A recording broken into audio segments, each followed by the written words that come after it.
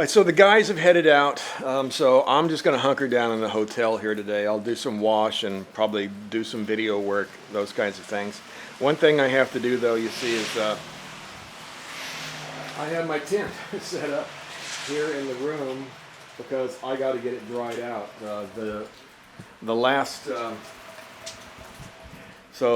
time I was able to use the tent, it was just really raining and damp, so I never got it dried out in the last couple of days. So I'm just going to open it up and let it dry, and you know, hopefully I won't make too much of a mess in the room here.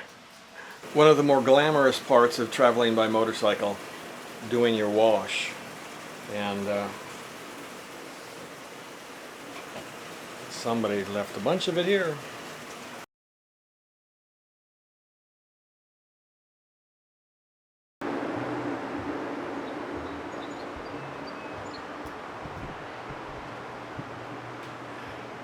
Gonna head in and have some barbecue. This is Cleet. He came down to have lunch with me, so thanks for coming, Cleet. Great to be here. Yeah, we're gonna head in and have some barbecue. Never pass up barbecue. Yeah.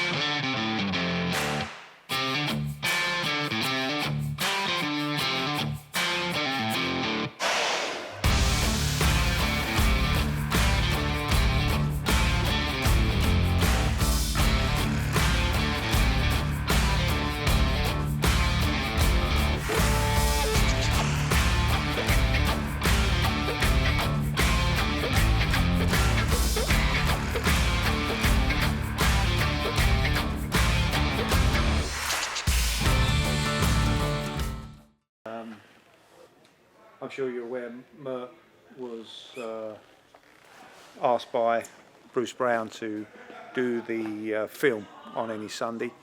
Steve McQueen was backing Bruce, and so what would happen is Mert, Steve McQueen and Bruce Brown, Malcolm Smith, they would all be doing this film.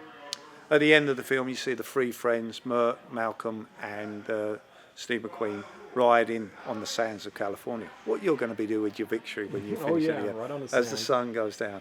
And of course what would happen is Mert would go back to racing, and on occasion up in Washington State he crashes, smashes his hands up in pieces. Now his friend and co-rider, a fellow called Carl Rayborn, when he hears that Mert has been told that he'd never save his hand by the surgeon, he could have it taken off or fused, Carl Rayborn would offer to take Mert from Washington State all the way back down to Pateron in California, where he will get a second opinion.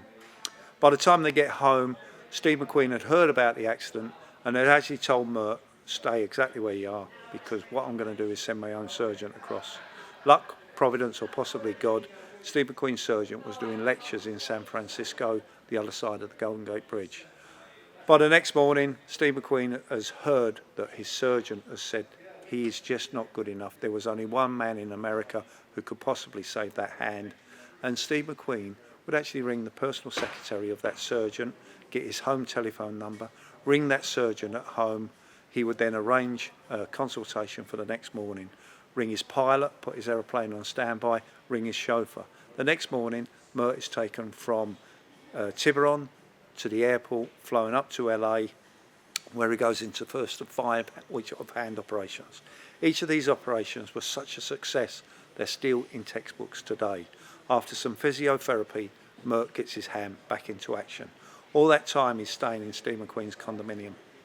Now what would happen is he must have thanked Steve McQueen, but it weren't until 1980, when Steve McQueen passed away, that Mert would realise not only did his good friend actually used his name to ring up the surgeon, Steve McQueen had actually paid the difference of the operations, the stay in the condominiums, plus the flights, plus his pilots and his chauffeurs, because the AMA insurance didn't cover a fraction of it.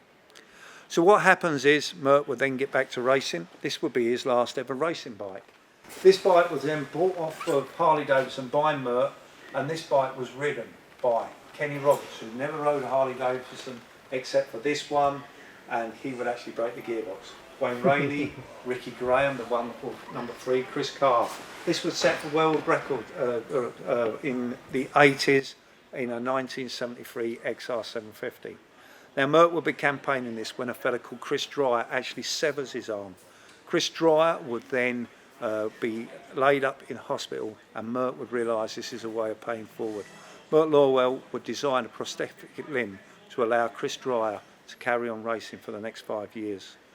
Within a short period of time, Mert will realise there's not just one man losing his arm, there's the veterans from Iraq, Afghanistan, as well as other riders having misdemeanours, and so now Mert has a zero-profit organisation working with the Walter Reed Military Hospital, making prosthesis for veterans and, of course, road accidents. So you can safely say Mert has paid it forward to his wonderful friend, Stephen. That's awesome.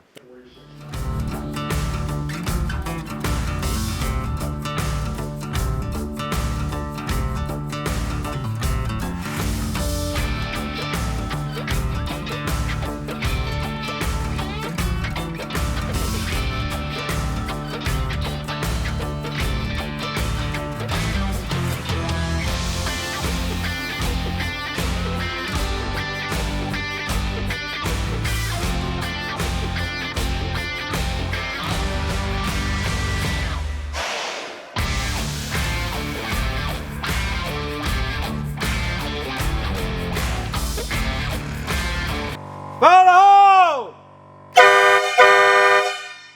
There you go. Holy smokes. 9 air horns. And of course, make sure you see Mickey pointing his little beak out. Yeah. There.